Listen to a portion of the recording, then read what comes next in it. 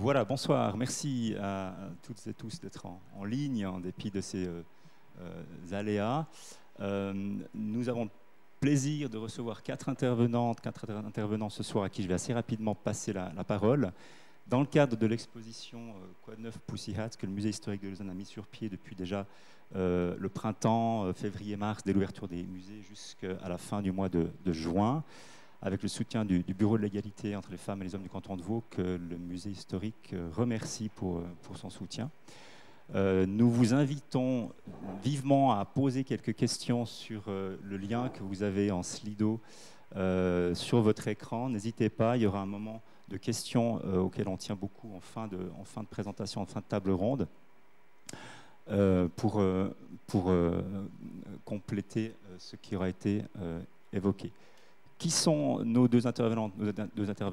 Pour trois d'entre eux, ce sont des étudiantes et étudiants qui ont eu l'occasion de subir des cours de sensibilisation d'introduction à l'histoire des femmes et du genre. Odile Franière, qui n'était pas au Gymnase Provence, a un itinéraire un peu différent.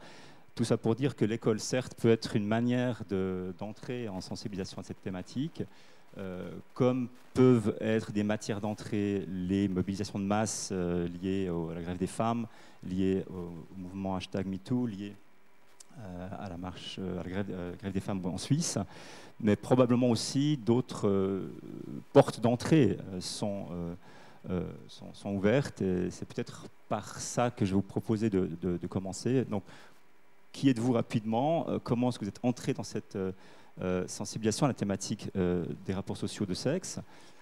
Qu'est-ce que vous constatez aujourd'hui de l'état de la société par rapport à cette thématique-là? Puis comment est-ce que vous pensez pouvoir éventuellement agir dans cette configuration? Donc un peu une synthèse des questions là, et puis on regardera ensuite ce qui en ressortira. Je vous laisse peut-être dans l'ordre alphabétique, Mathias Cadena, puis Odile Franière, Elisa Marty et puis Charles Troyer. D'accord, alors du coup, moi c'est Mathias.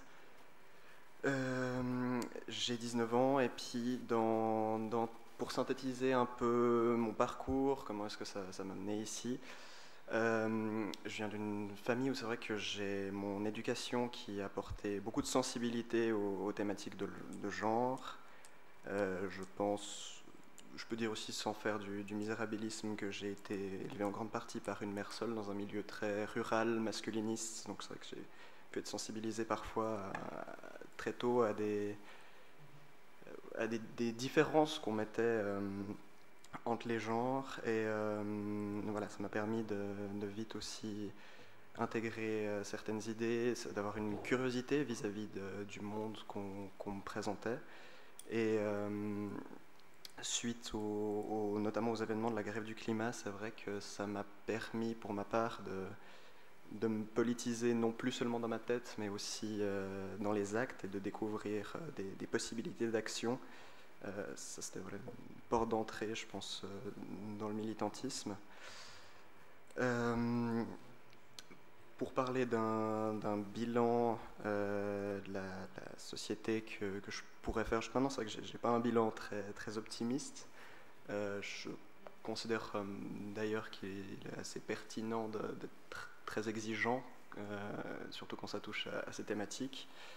Je pense que si beaucoup de questions, en tout cas si beaucoup de revendications trouvent un écho aujourd'hui, on est quand même très fermé dans un climat de compromis et de polarisation de débat, plus qu'à forcément de réelles avancées. Un dernier point sur l'engagement, ou je passe tout de suite? On pourra peut-être y revenir. J'inverse peut-être l'ordre de présentation sur la base de votre dernière remarque. Est-ce que Charles Troyer, vous avez aussi, par rapport au dernier point évoqué, constat un petit peu de débat clivé ou difficile à élaborer, quelque chose qui résonnerait aussi de votre côté, mais reprenez ça depuis votre propre itinéraire. Alors moi du coup c'est Charles et j'ai 18 ans et moi aussi ma sensibilisation elle me vient de mon éducation, des cours aussi du gymnase et surtout aussi de mon activité en tant que chef scout. Du coup on est un groupe mixte et du coup on a des rapports entre responsables, hommes et femmes, entre participants aussi, hommes et femmes, et pour moi précisément filles et garçons, vu que je fais des enfants de 6 à 11 ans, et aussi les rapports responsables-participants. Et dans tout ça, on essaie de promouvoir justement des valeurs d'égalité, de tolérance et d'acceptation.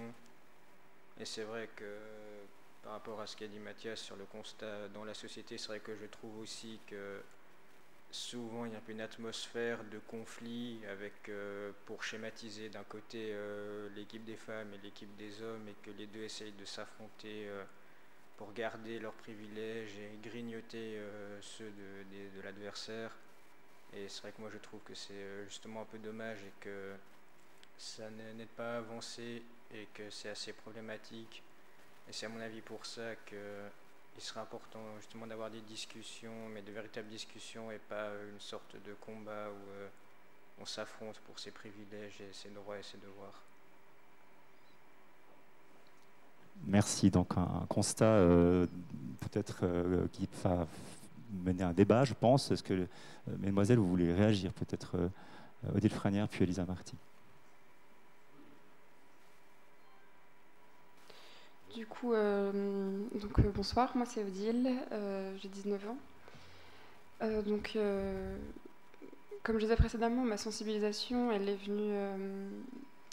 venue très jeune et progressivement, en fait, où vite j'ai réalisé un peu que parfois j'étais moins favorisée et privilégiée que certains garçons de mon âge, et sans bien comprendre pourquoi. Et au fur et à mesure du temps et au fur et à mesure de ma sensibilisation, j'ai réalisé que ce que je vivais et ce que j'expérimentais, c'était pas qu'un moi que ça arrivait, mais que c'était un nous global, nous les femmes. Et donc, en grandissant et en évoluant, et en ayant des discussions, des rencontres et des remises en question, je suis arrivée aujourd'hui du coup à un engagement politique et militant qui se retranscrit aussi artistiquement. Et donc, pour rebondir sur ce que Charles vient de dire à propos de ce constat de la société, pour moi, donc, évidemment, nous vivons dans une société très inégalitaire, mais je ne vois pas ça comme une guéguerre entre les femmes et les hommes, mais plutôt d'un clivage entre oppresseurs et opprimés. Et un monde réellement binaire où effectivement les oppresseurs essayent de mater les opprimés, et les opprimés essayent de trouver un espace de parole. Et du coup, c'est, de mon point de vue, je sais que je ne le partage pas avec tout le monde, c'est pour ça que le militantisme et l'action politique est extrêmement importante, parce que le combat pour nos droits, c'est ça, c'est un combat, c'est une bataille qu'on mène depuis des années et dont on n'est pas encore arrivé au but, donc on va devoir continuer de mener. Elisa Marty. Alors, si je reviens un tout petit peu sur mon parcours, j'ai 19 ans, je suis étudiante à l'université, et je pense que l'idée de l'égalité, du féminisme, il est venu par mon éducation. Je fais par exemple partie depuis mes 8 ans d'un groupe de jeunes sapeurs-pompiers, désormais des sapeurs-pompiers étant adultes.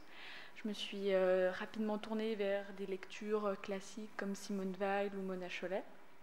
Et si je fais un constat, je pense, j'aimerais aller sur une note un petit peu plus positive, mais pas non plus irréaliste. Je pense qu'on commence enfin à avoir une ouverture d'esprit avec les manifestations, par exemple, les revendications. Mais je pense qu'elle est encore dans la rue ou dans le privé, par exemple en famille, entre amis. Et je pense vraiment qu'il faudrait arriver à une sensibilisation, j'ai un peu envie de dire imposée, qu'on fasse à l'école, par exemple, ou dans différentes sphères, que ce soit, par exemple, dans des milieux, dans des entreprises, ou dans les écoles, où on pourrait, dès le début, sensibiliser les questions d'inégalité. Là, on parle des inégalités peut-être hommes-femmes, mais même d'un point de vue plus général. Je pense que ça serait vraiment important, et permettre une ouverture, parce qu'actuellement, on voit que la jeune génération est souvent un peu plus ouverte, même si on trouve dans des plus vieilles aussi de l'ouverture, mais qu'on puisse arriver à vraiment un panel assez élargi. Merci pour ces itinéraires condensés de chacune, chacun. Est-ce qu'on peut creuser un petit peu peut-être encore cette impression d'entente ou de débat commun ou de plateforme où on pourrait tenter de se réunir? Est-ce que c'est aux hommes de faire un effort aussi de travail de redéfinition de ce que c'est que la masculinité ou la virilité ou que sais-je encore? Est-ce que ce n'est qu'un mouvement qui est propre aux femmes, qu'on doit laisser seulement se positionner en appui, en soutien? Est-ce que par rapport à ça, on peut peut-être vous entendre? Je ne sais pas dans quel ordre vous voulez procéder. Donc oui, moi je pense que clairement la remise en question des hommes, de la masculinité, du patriarcat, elle est primordiale pour la lutte féministe en fait. Parce que le féminisme, ça n'a jamais été une lutte, on n'a pas envie d'inverser les rôles et que ce soit un matriarcat et l'inverse.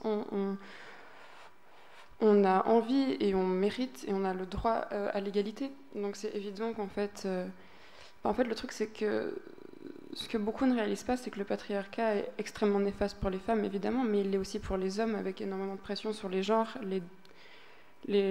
tout ce qui existe, parce que soyons inclusifs. Mais, donc oui, selon moi, la remise en question masculine est primordiale et très importante. Je ne sais pas si Elisa voulait rebondir sur ce point. C'est vrai, comme a dit Odile, en fait, au premier abord, les gens qui pensent que le féministe, il n'y a qu'un but pour les femmes d'apporter une égalité, c'est faux. En se penchant un tout petit peu sur la question, en fait, on voit que tout le monde pourrait avoir des avantages, que ça soit chez les femmes.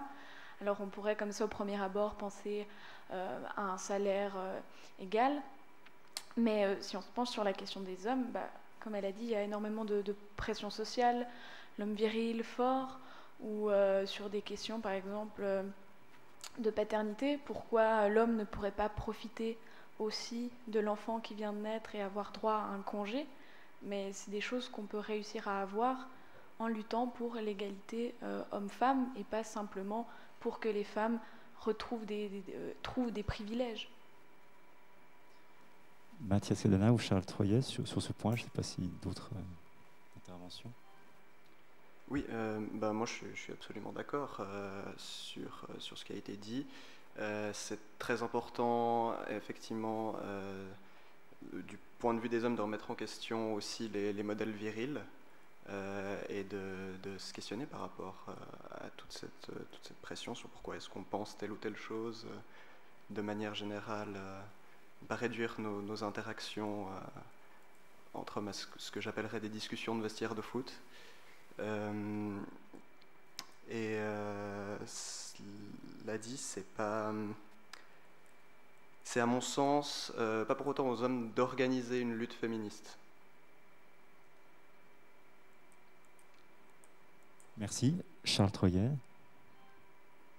Moi, je suis aussi du même point de vue. Je pense qu'il appartient dans un premier temps aux hommes de remettre en question leur rôle et aussi d'accepter de lâcher un peu cette espèce de modèle de l'homme fort qui a toute la charge sur ses épaules et d'accepter de perdre cette image, mais sans voir ça justement comme une perte, mais plutôt justement voir la femme comme une égale, mais donc comme un soutien et pas comme un adversaire ou autre, mais vraiment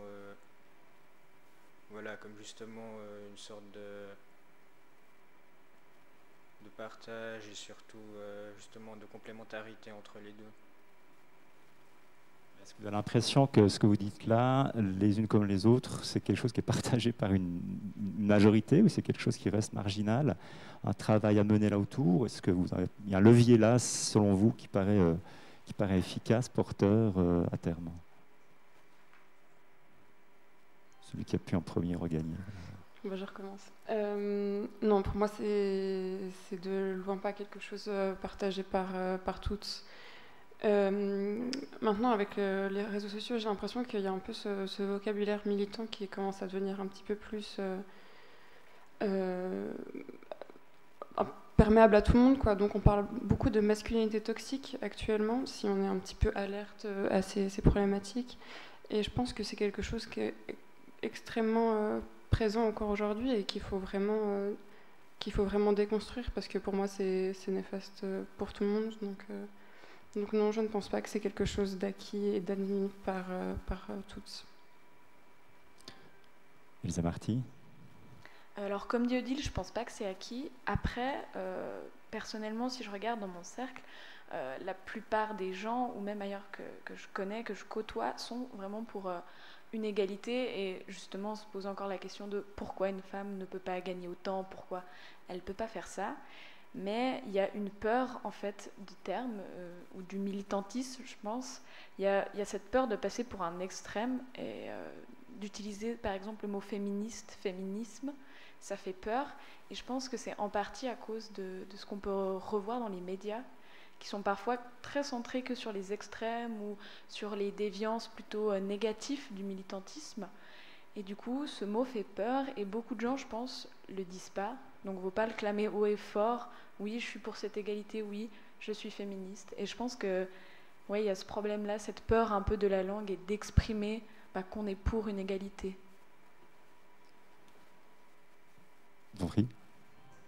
J'ai juste une réponse directe du coup pour Elisa. Donc oui, moi je suis persuadée qu'il y a des personnes qui sont pour l'égalité, mais ces mêmes personnes en fait qui ont peur de s'appeler féministe ou de comme ça, pour moi, effectivement ça vient de cette connotation qui a été très longtemps et qui est encore aujourd'hui négative de ce terme féministe, mais c'est aussi à cause du sexisme intégré, même... Enfin, on a tous du sexisme intégré, même moi, même Monsieur Vaucher, enfin tout le monde. Et du coup, je pense que c'est quelque chose qu'on doit déconstruire. Et même si on n'a pas une sensibilité militantisme, je pense effectivement que pas tout le monde se reconnaît dans une lutte et dans les manifestations et dans les grèves. Néanmoins, il faut quand même un jour ou l'autre se remettre en question et essayer de chercher au fond de nous, en fait, qu'est-ce qui est de nous et qu'est-ce qui a été induit par la société et puis par l'habitus, etc. Et donc je pense que cette peur de se dire féministe ou cette peur de je sais pas, de pas manger de viande parce qu'on est un homme ou des choses ridicules comme ça, en fait, c'est du sexisme intégré et c'est des choses inscrites en nous à déconstruire, quoi. Je ne sais pas si Charles voulait intervenir ou... Moi, je trouve aussi que, justement, j'ai l'impression que souvent, le premier contact qu'ont la majorité des gens avec le féminisme, c'est via, justement, des mouvances un peu extrêmes de ce mouvement. C'est souvent ça qui est redit dans les médias, parce que, justement, c'est plus parlant, ça attire plus de monde, etc. Et je pense que, effectivement, déjà, ça peut refroidir plus d'une personne de s'intéresser à la cause. Ou alors ça va cliver des personnes qui vont se dire que justement que toutes les personnes qui sont dites féministes sont comme ça, assez extrêmes dans leur position et autres. Et je pense du coup que dans un premier temps il faudrait justement essayer de donner plus la parole à des personnes plus modérées et qui n'essayent pas de... Enfin voilà, surtout qui sont plus modérées. Et puis c'est vrai que j'ai aussi souvent vu sur les réseaux sociaux des réactions justement de personnes... qui disait que justement elle-même se considérait comme féministe mais avait du mal à se positionner en tant que telle justement parce qu'ils avaient une mauvaise publicité à cause de quelques personnes ou de quelques mouvements assez extrêmes. Et pour moi je pense que c'est vrai que c'est quand même un problème de souvent parler d'un mouvement quel qu'il soit, que ce soit féministe ou autre, en montrant justement des personnes avec des positions extrêmes et c'est vrai que ça rend pas service à la cause. Ça rend pas service à la cause. Est-ce que pour continuer à travailler cette déconstruction des normes pesantes qui se posent ces problèmes-là, est-ce que ce qu'on voit ces temps-ci entre l'écoféminisme, l'intersectionnalité qui essaie de mélanger les problèmes de genre, de classe, de couleur de peau, est-ce que ce levier-là, qui commence à être quand même une dominante dans nos sociétés, vous paraît être un levier intéressant pour peut-être servir ce travail encore à faire sur l'égalité entre les hommes et les femmes, ou est-ce que vous estimez qu'il y a quelque chose qui est peut-être qui fait fausse route autour de ça? Je ne sais pas sur ce point si vous voulez réagir, l'une ou l'autre. Mathias? En reprenant cette idée évoquée plus tôt de classe, d'oppresseurs et d'oppressés, grosso modo, c'est vrai qu'on se rend compte que l'intersectionnalité des luttes est réelle et a quand même une certaine logique, surtout face à l'ampleur de ce problème. C'est vrai qu'on est... Dès le moment où on est face à une remise en question du système, pourquoi ne pas aller plus loin? Comme je le disais, je juge que c'est de manière générale, quand on est dans le militantisme, c'est toujours pertinent d'être exigeant, exigeante, et en l'occurrence, je pense que oui, c'est bénéfique de toujours essayer de déconstruire au plus profond pour un changement de système qui serait bénéfique au plus grand nombre. Elisa Marty, sur ce point? Je rejoins assez Mathias dans l'idée qu'en fait, la déconstruction, entre guillemets, si on prend un thème, va permettre d'en amener d'autres. Et de fil en aiguille, on peut se retrouver à résoudre plusieurs problèmes. Et même, je pense que si on va, entre guillemets, à la base du problème, on peut en résoudre plusieurs. Donc, le féminisme, si on le déconstruit, on part d'une idée, il y a une inégalité entre l'homme et la femme, mais si on se pense plus, on verrait qu'il y a une inégalité aussi entre la femme blanche et la femme noire, ou les femmes de telle religion et de telle religion. Et je pense qu'à force de déconstruire, on peut arriver à démêler, j'ai envie de dire, le nœud de problème, et même à être relié à d'autres causes. Donc si on prend l'idée d'une femme blanche et une femme noire, on arrive sur cette idée un petit peu de problème de classe entre les hommes blancs, les femmes noires, et on sort aussi du juste féminisme et on se met vraiment dans un ensemble de problèmes qu'on peut essayer de résoudre. Odile, vous opiniez du chef tout à l'heure en écoutant Elisa Marty, puis je vais finir avec Charles Troya sur ce point après. Oui, du coup, je suis 100% d'accord avec ce que Elisa vient de dire. Donc, pour éviter les redites, pour moi, la convergence des luttes, c'est absolument nécessaire. Et pour moi, ce serait absurde d'avoir un système féministe mais raciste. Parce que tant bien même si un jour ce système existe, il ne serait pas féministe parce qu'il est raciste, ce système, en fait. Donc, tout est lié, tout est mélangé. Et pour moi, on ne peut pas... Ouais, ce serait absurde d'être, par exemple... d'être féministe et antiraciste et tout en étant homophobe, etc. Parce qu'en fait, c'est toujours cette question d'inégalité et de pourquoi cette personne elle a moins de droits que cette personne-là. Donc je suis 100% d'accord avec ce qui vient d'être dit avant. Merci. Je ne sais pas si Charles, sur ce point-là, vous voulez encore réagir. Puis après, il y aura un dernier point que je voudrais évoquer, si on a encore 5 minutes. Ça. Moi, pour revenir sur la convergence et l'intersectionnalité, c'est vrai que moi je dirais plutôt que j'ai un avis assez mitigé là-dessus, parce que dans un sens je trouve que ça fait du sens et qu'effectivement il y a des choses qui se recoupent, mais je trouve aussi que ça peut ouvrir la porte justement à des mélanges sans trop de rapport, et qui est justement de la récupération ou alors des personnes qui se greffent là-dedans, mais qui justement sans qu'il y ait vraiment de rapport, et qu'au final ça prétérite pour la cause. Mais sinon dans l'ensemble je trouve que c'est très sensé en soi qu'il y ait une convergence des luttes. Ouais, on pourrait débattre encore, je pense, longtemps là-dessus. Il y a un dernier point sur lequel je pense que c'est intéressant de vous entendre. On sait en histoire que les crises, guerre mondiale ou autres formes de crise, ne sont pas forcément à l'avantage des avancées, notamment dans la question égalitaire pour les femmes. Est-ce que la crise qu'on vient de vivre et qu'on vit et qu'on va vivre encore, à savoir celle de la Covid, avec l'accentuation, toute une série d'inégalités, est-ce qu'à votre avis, cette crise-là va alimenter dans le bon sens un travail d'amélioration des rapports sociaux de sexe et d'inégalité, ou bien est-ce qu'au contraire, ça va glisser vers quelque chose de régressif? On a le cas de la Pologne, où on revient sur la question de l'avortement, enfin, toute une série comme ça de possibles qui vont peut-être sortir de ce moment-là de crise. Je ne sais pas si... quelqu'un veut se prononcer sur ce point. Du coup, je commence. Du coup, comme vous venez de dire, pendant toutes les crises, on a vu vraiment des gros retours en arrière vis-à-vis des droits des femmes en partie. Et je pense que ça s'est aussi passé avec la crise sanitaire. Donc, les femmes étaient en première ligne, déjà dans les métiers de la santé et du care. Aussi, je pense juste niveau charge mentale d'une femme qui est déjà énorme et qui est dans la grande majorité des cas presque qu'il la porte presque seule dans une famille ou autre. Je pense que ça a aussi été fortement augmenté avec le Covid où voilà quoi, la charge mentale a été décuplée et aussi on peut parler des violences faites aux femmes qui ont du coup été en grosse augmentation dû par le fait que les gens étaient enfermés dans leur foyer. Donc une fois de plus, pendant la crise, on va en arrière et les femmes ramassent quoi. Lisa. Je suis assez d'accord avec ce que vient de dire Odile. Si on regarde par exemple en France, on a mis sur pause des avortements. Alors oui, on était dans une période de surcharge des hôpitaux, mais actuellement en France, l'avortement c'est un droit que la femme peut choisir d'utiliser ou non.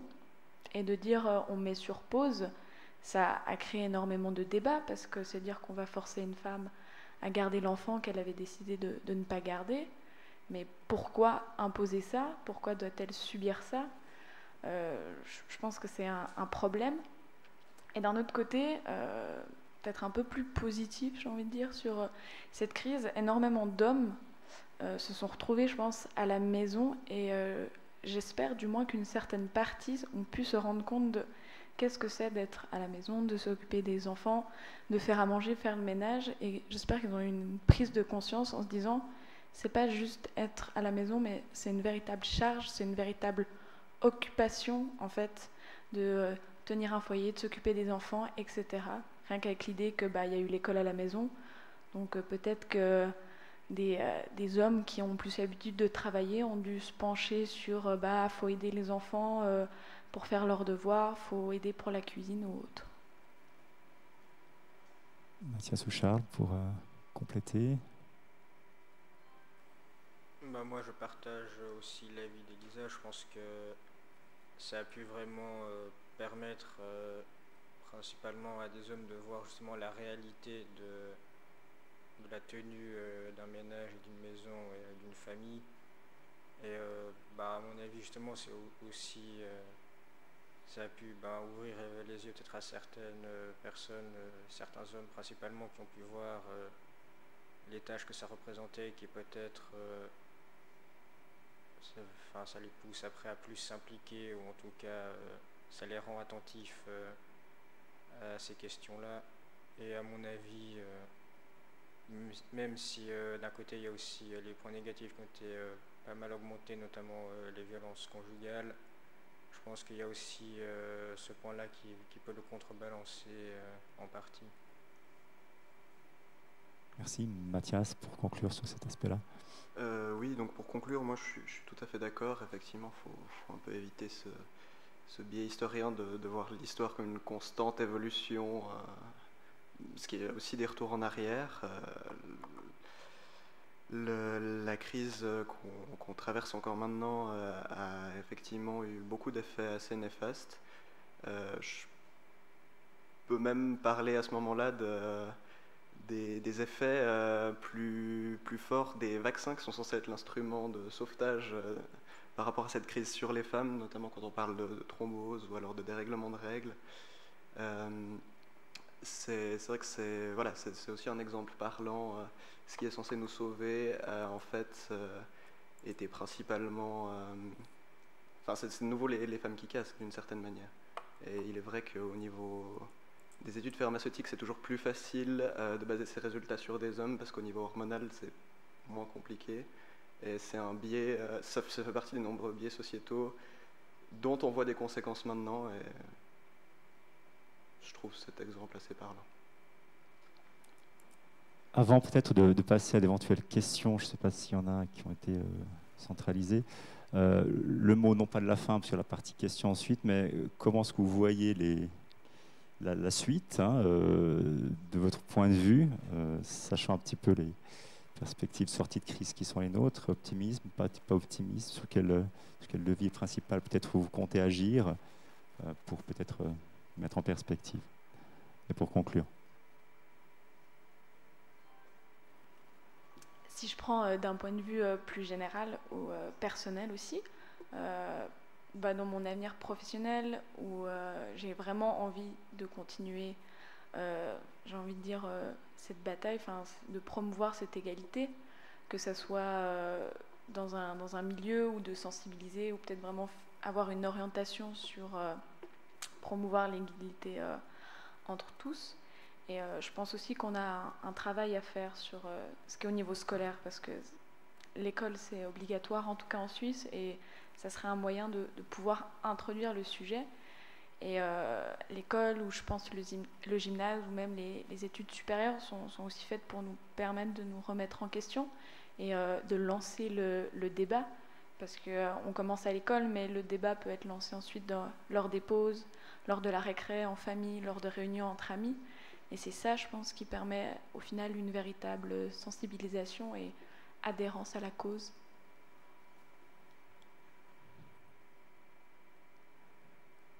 Odile Franière. Du coup, je pense que pendant cette discussion, j'ai pas dû avoir l'air très optimiste. Néanmoins, je le suis et je continue à avoir espoir et foi en l'égalité. De ce qui est un point de vue un peu plus personnel, comme je l'ai évoqué très rapidement plus tôt, je crois en un art engagé. Actuellement, je suis en train de finir une formation pré-professionnelle en danse et je m'apprête à en commencer une autre qui va me mener normalement dans la vie de danseuse professionnelle. Et du coup, pour moi, je suis intimement liée que l'art est politique et se doit d'être politique. Et j'ai déjà pu faire cette expérience de créer un spectacle de danse sur le féminisme, et c'est quelque chose que j'aimerais bien poursuivre dans la suite de ma carrière. Aux messieurs de conclure, alors du coup.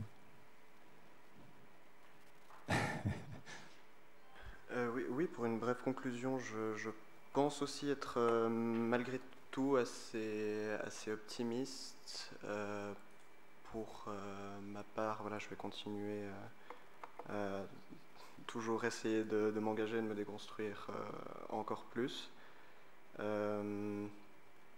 J'espère par la suite... Je m'excuse, il faut conclure sur... votre degré d'optimisme au fond pour la suite, sur ce point-là. Oui, j'espère voir dans mon vivant une société plus égalitaire, en tout cas.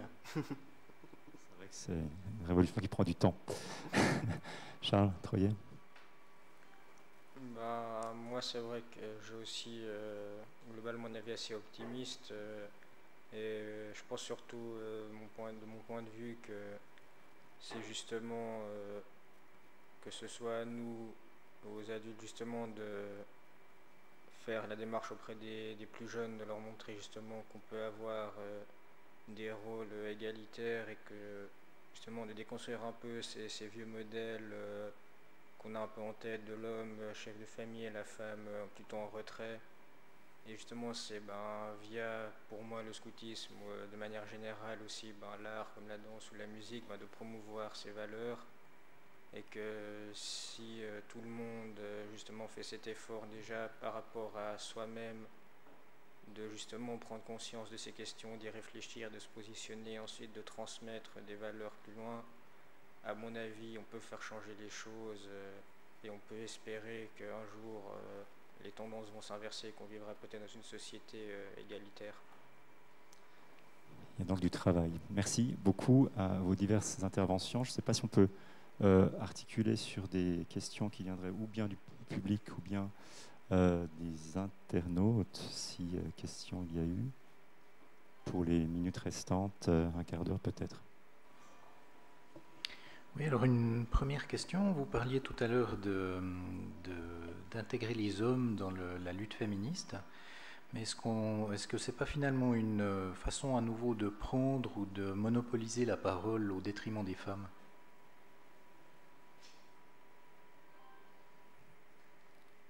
Alors, une vision peut-être assez pragmatique. Actuellement, si on regarde la plupart des postes, on va dire, dirigeants, que ce soit en politique, en entreprise, ce sont des hommes.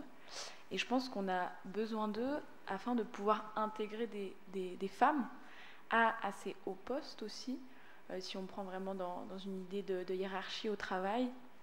Et qu'on a besoin aussi d'eux, que ce soit par exemple... au Parlement, on a encore une majorité d'hommes, donc on a besoin que des hommes se rallient à la cause et soutiennent la cause pour aider. Et je ne pense pas qu'ils monopoliseraient vraiment la parole pour les femmes, parce que c'est vraiment, je pense, une lutte d'ensemble où on doit si on peut dire, se tenir main dans la main pour avancer. D'autres réactions sur cette question-là? Oui. C'est bon?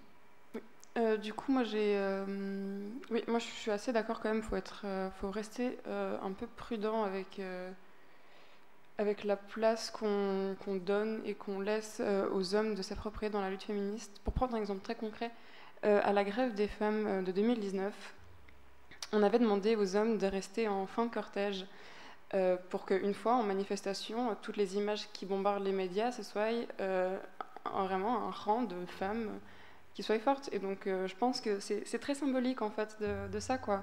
Donc, les hommes sont présents, mais parfois, et pas parfois, et dans la lutte féministe, ils peuvent être derrière, ils sont alliés à la lutte, mais néanmoins, les porte-paroles de cette lutte et les personnes qui sont devant de scène, ça se doit d'être les femmes. Donc, voilà. C'est mon point de vue, en tout cas. Oui, hein, la lente possibilité d'intégrer l'espace public, hein, ça passe aussi par là, effectivement. Je ne sais pas si Charles ou Mathias.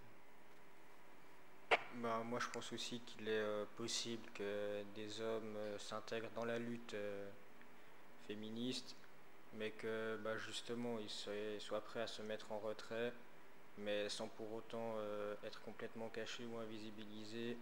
Justement, si on montre qu'au sein de la lutte féministe, il y a des hommes qui se rallient à cette idée et qui soutiennent sans en monopoliser l'espace et la parole, ça peut aussi avoir un effet très positif pour l'avancée des revendications féministes.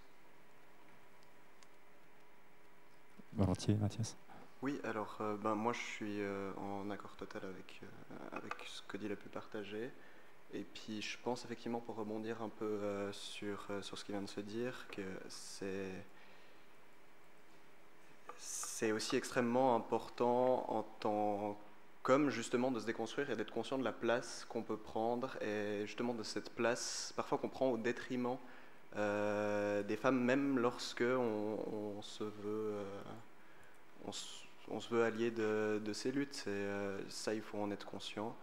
Et voilà, il y a aussi on parlait du travail masculin avant, enfin du travail que les hommes devraient faire. Et effectivement, il y a cette remise en question un peu constante, je pense.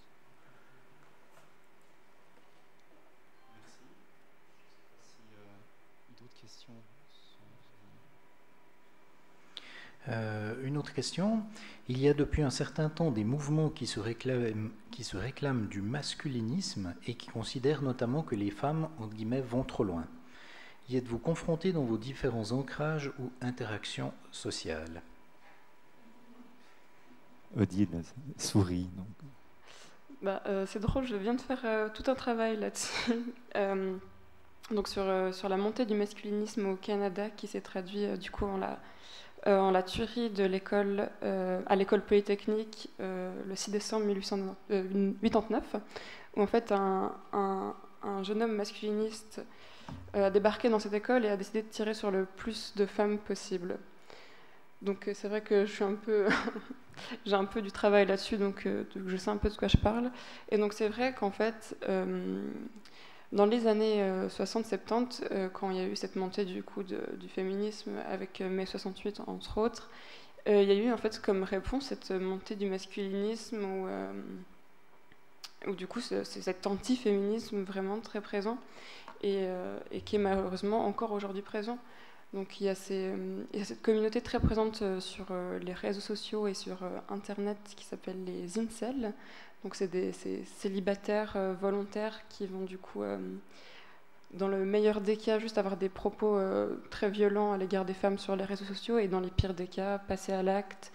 Et donc encore aujourd'hui, il y a vraiment des tueries et des massacres et des violences faites aux femmes de par ces milieux masculinistes. Donc c'est quelque chose qui est potentiellement très dangereux. Elisa, vous vouliez rebondir sur ce point? Je suis tout à fait ce que dit Odile, et ce que je trouve vraiment dommage, c'est que c'est vraiment une réaction de peur. Mais de quoi avons-nous peur? pourquoi avoir peur de cette égalité? Est-ce qu'on a peur de perdre son privilège de gagner plus et de pouvoir taper du poing sur la table en disant c'est moi le chef? Enfin, c'est des gens qui se sont pas déconstruits et c'est un véritable problème. Et je pense que c'est vraiment basé sur la peur de je veux garder mon privilège, je veux rester le roi et tant pis pour le reste.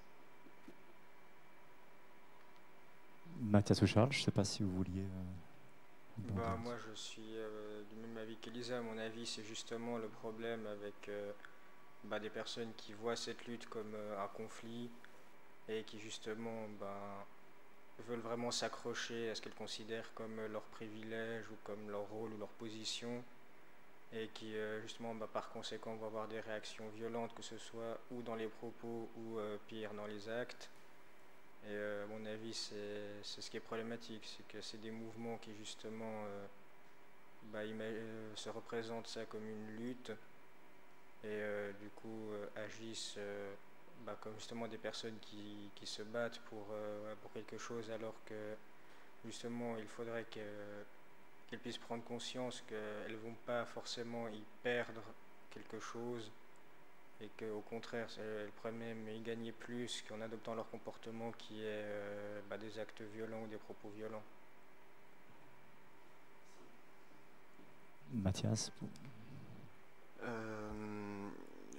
De nouveau, j'acquiesce avec ce qui a été dit. Et c'est vrai que de manière générale, je suis aussi... je suis régulièrement assez choqué de voir à quel point finalement c'est des actes, des mots qui sont toujours malheureusement relativement assez répandus. Et je pense que c'est quelque chose... je pense que c'est quelque chose à prendre très au sérieux et voilà, de nouveau, en tant qu'homme, essayer de démystifier, moi j'essaye de couper court à beaucoup de remarques masculinistes. Quand je parlais de discussion de vestiaire de foot, on est dans le purement là-dedans, ne pas entretenir, ne serait-ce que parfois sur le ton de la blague, un discours qui peut amener à des comportements tels. Et, Merci. Je ne sais pas s'il y a encore une question ou l'autre. Quel conseil pourriez-vous donner à des adolescents ou jeunes adultes qui désireraient s'engager politiquement et qui ne seraient pas entourés, donc pas d'amis ou de membres de la famille eux-mêmes engagés? Par quoi commencer? L'art a été évoqué. Est-ce qu'il y a autre chose? Proposition de votre part? Du coup, pour avoir des conseils, un conseil très pratique et pragmatique, les réseaux sociaux ont une place très importante actuellement dans ces milieux militants. Donc la Grève féministe a un compte Instagram pour Vaud et pour le canton de Genève. Donc ça, c'est une manière toute bête déjà de s'informer. Puis s'il y a envie après de continuer, de peut-être rejoindre le mouvement. Mais c'est vrai que ça doit être, c'est quelque chose de compliqué en fait, de se créer des contacts et des gens qui partagent nos idées quand c'est quelque chose qu'on n'a pas dans notre cercle privé en fait. Donc je pense qu'on peut mettre les réseaux sociaux de notre côté pour ça. Et ensuite, quand on parlait de l'art, rester alerte et un peu à l'écoute de ce qui se fait. On a de la chance, les théâtres ont réouvert et on a beaucoup de théâtres à Lausanne qui sont des spectacles assez engagés, à Vidi ou à l'Arsenic notamment. Donc, regardez de ce côté-là. Proposition peut-être, Elisa, Marty? Moi, je propose la lecture. Après, c'est aussi personnellement, j'aime lire, mais une lecture en entraîne d'autres. On trouve de très petits essais, j'ai envie de dire, qui peuvent expliquer différentes choses. On en trouve des plus précis et en fait, en lisant un, on peut avoir à la fin des recommandations qui entraînent une autre lecture. Et il y en a vraiment, je pense, pour tous les goûts assez variés, en allant du gros livre au petit livre, à un grand classique comme Le deuxième sexe de Simone de Beauvoir, en partant par des choses plus modernes, plus récentes. Et on peut vraiment, je pense, y trouver son compte. Charles ou Mathias, peut-être? moi je suis d'accord avec ce qui a été dit. Ben voilà, à son niveau personnel, effectivement, c'est toujours bien de se documenter, de s'intéresser. C'est aussi toujours intéressant de creuser d'un point de vue artistique, même plus largement, je trouve, à tout ce qui touche au paysage culturel et qui peut aussi occuper une certaine place dans le paysage public. D'un point de vue aussi très, très factuel et pragmatique, non seulement c'est toujours très intéressant de suivre voilà, des groupes militants sur les réseaux sociaux, mais aussi, en tout cas de mon expérience, c'est des groupes qui vont facilement organiser des moments de rencontre ou qui vont proposer de rejoindre des groupes, voilà, que ce soit comme sur Telegram ou autres, des canaux de discussion. Et ça, c'est quelque chose qui peut faire peur, mais c'est souvent des moments où, en fait, justement, on cherche le dialogue. Et je pense que les gens, tant que les gens sont dans le respect du cadre défini, tout le monde est le bienvenu. Charles, peut-être, si vous un conseil à donner. Bah, moi, je pense que à peu près tout a été dit. C'est vrai que je vois beaucoup, à mon avis, la lecture et aussi surtout l'art, que ce soit théâtre, musique, peut-être même de la peinture ou autre. À mon avis, c'est les moyens. Puis après, oui, essayer d'intégrer peut-être des groupes ou des comptes sur des réseaux sociaux différents pour oui, essayer bah, voilà, de participer à des discussions ou d'être un peu en immersion directement. Et sinon, je vois pas d'autre chose. Merci. Je ne sais pas s'il y a encore d'autres questions ou dans le public. Alors, mouvement, assurément, vous l'avez confirmé. S'agit-il aujourd'hui d'une révolution?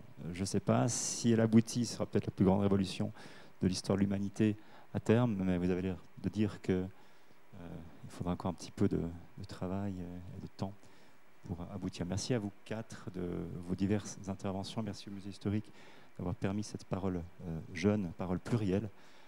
Merci au public qui a fait l'effort de sortir des terrasses à temps.